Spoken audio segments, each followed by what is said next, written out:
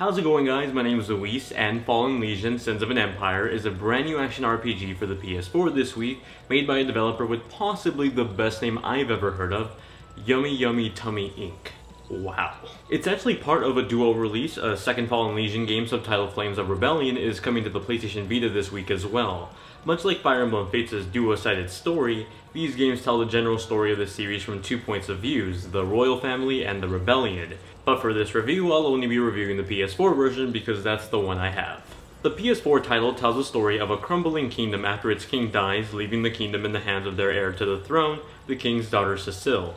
Playing as Cecile, you're put to the task of bringing order to your kingdom as you fight a rebellious war at the exact same time. Luckily, you were handed down a sentient book that belonged to your father that has the power to summon humanoid versions of weapons that'll aid you in battle. Shall you bring the kingdom redemption or ruin? The choices you make in the gameplay ultimately affect not just the battles you'll fight, but also the story you'll be in and its narrative. Now, as I stated before, this is an action RPG, though if you're surprised to hear about the RPG part, I wouldn't be surprised because a lot of the promotional gameplay seems to be focused on the combat, and the RPG elements in the game are very minor to some extent. I think the best way for me to describe this game or give you guys a really comprehensible comparison is if I said this game was basically Dragon's Crown's art style fused with Valkyrie Profile's gameplay, and it became a brand new game. Shout out to all of you that played that back on the PS1.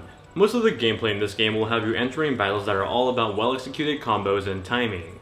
Prior to a level, you'll be allowed to choose your party of characters, each being a variation of a weapon, and these could be something like a sword, a spear, or a bow and arrow.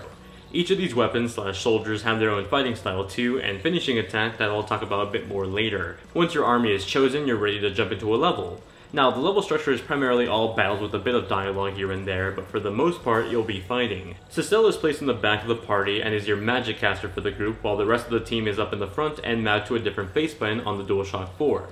You'll notice that at the top of each of your characters or allies is a button with a cooldown meter. The meter represents their attack gauges, and each little section represents one attack, so when you use them all up, you'll have to wait for them to charge back up.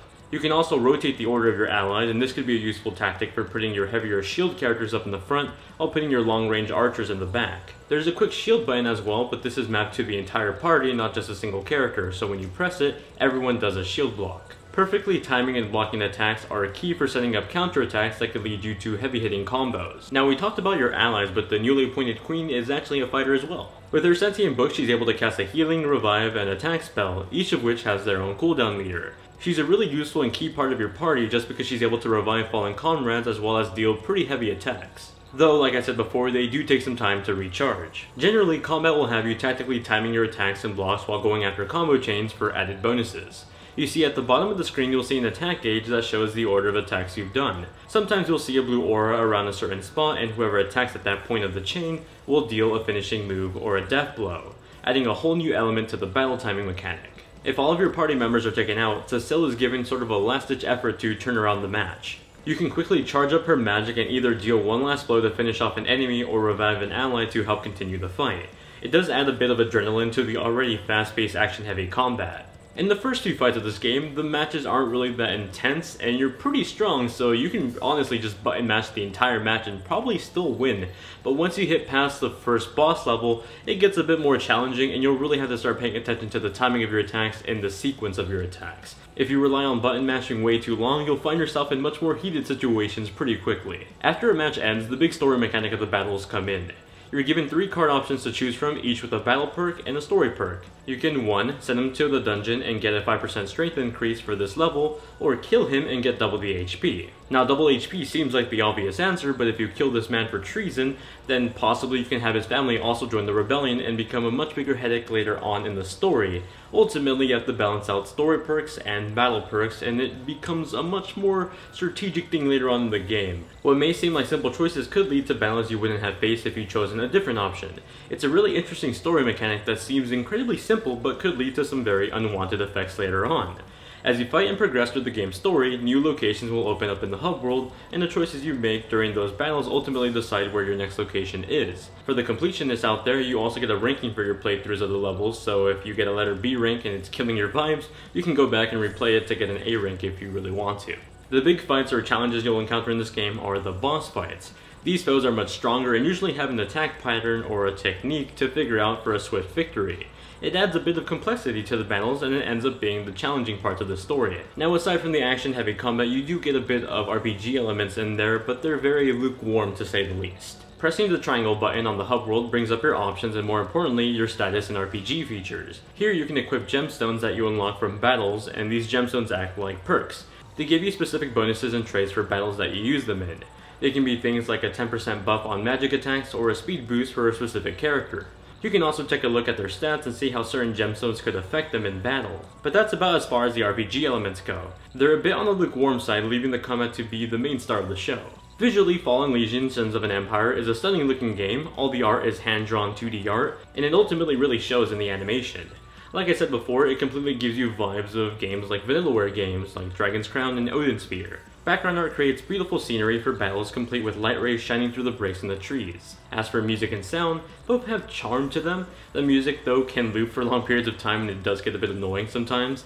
I think it really does capture the mood of the game though. The voice acting in this is surprisingly great as well. Though the title doesn't feature complete voice acting, certain conversations along with battle cries get voice dialogue, and I think the biggest takeaway is that none of it feels or sounds super cringy.